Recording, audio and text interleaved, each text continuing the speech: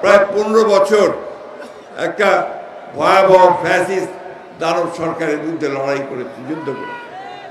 আমরা বারবার জেলে গেছি। আপনাদের এখানে অনেক মানুষ আছেন যারা কি জেলে গেছেন, যারা পালিয়ে থেকেছেন, ঘরে থাকতে পারেননি, ঘর ছেড়ে বাইরে গিয়ে সময় রাত কাটিয়েছেন, তাই না? অনেকেই আছেন এখানে।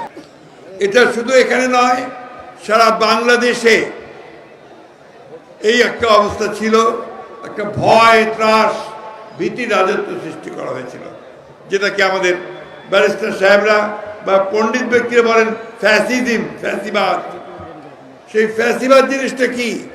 ফ্যাসিবাদ হচ্ছে যখন একটা সরকার নির্বাচনের নাম করে ক্ষমতায় যায়, ক্ষমতায় গিয়ে তারপরে একটা ভীতি, একটা ত্রাসের রাজত্ব সৃষ্টি করে, সে তখন গুম করে, খুন করে, যেভাবেই হোক সে ক্ষমতায় জোর করে টিকে থাকার চেষ্টা করে।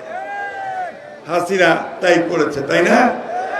জোর করে, মানুষ চায়নি, কিন্তু সে তিনটা নির্বাচন এইভাবে মিথ্যা কথা বলে জনগণকে বোকা বানিয়ে সে 3টা নির্বাচন করে জোর করে ক্ষমতায় বসেছে।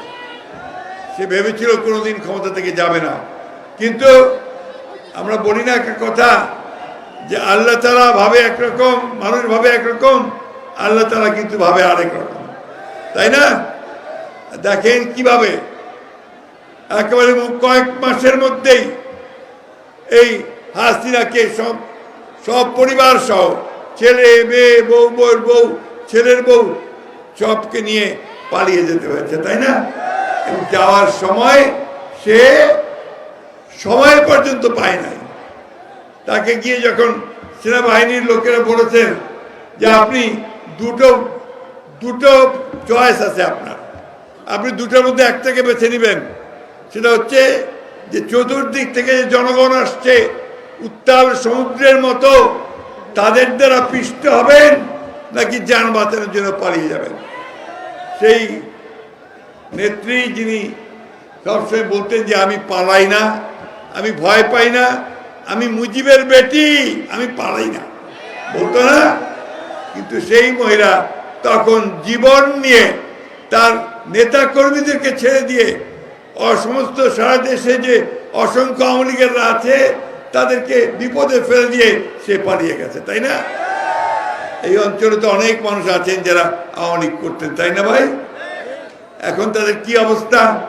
সে নেতৃত্ব তাদের দেখার নাই, সে নেত্রী পালিয়েছে, তাদের নেতারা পালিয়েছে, তাদের নেতা যারা ছিল তারা এখন বন্দী হয়ে গেছে দুর্নীতি করার দায়ে, তাই না? তো এই হচ্ছে পরিণতি ফ্যাসিবাদের, এই হচ্ছে পরিণতি যারা আপনার জোর করে ক্ষমতায় টিকে থাকতে চায়।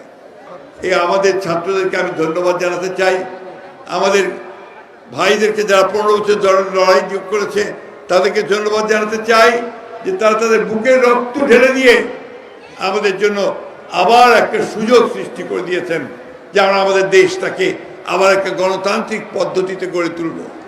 আমরা এখানে সকল মানুষের ভোটের অধিকার নিশ্চিত করতে পারবো।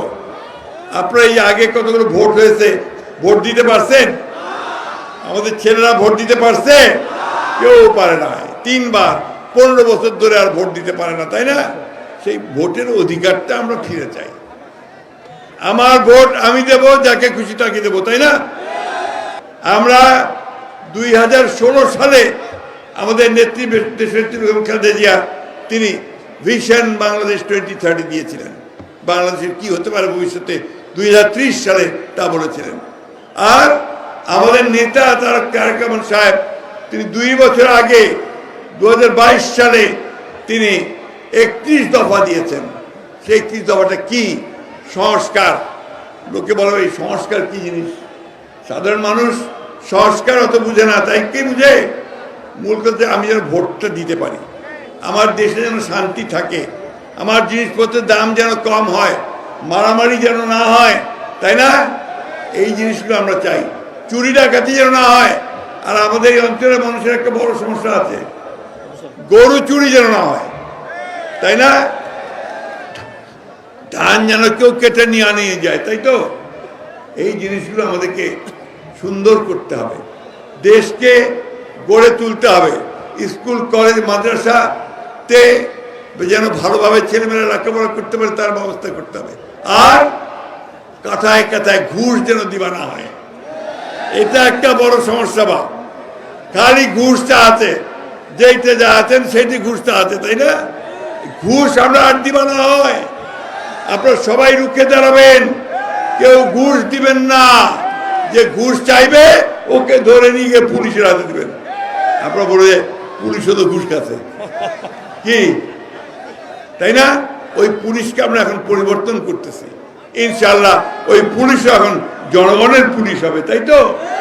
এইরকম একটা বাংলাদেশ আমরা চাচ্ছি, এইরকম একটা বাংলাদেশ আমরা চাচ্ছি। এবং সেটা আমাদের নেতা তারেক রহমান সাহেব ওই বাংলাদেশ করার স্বপ্ন সবাইকে দেখাচ্ছেন।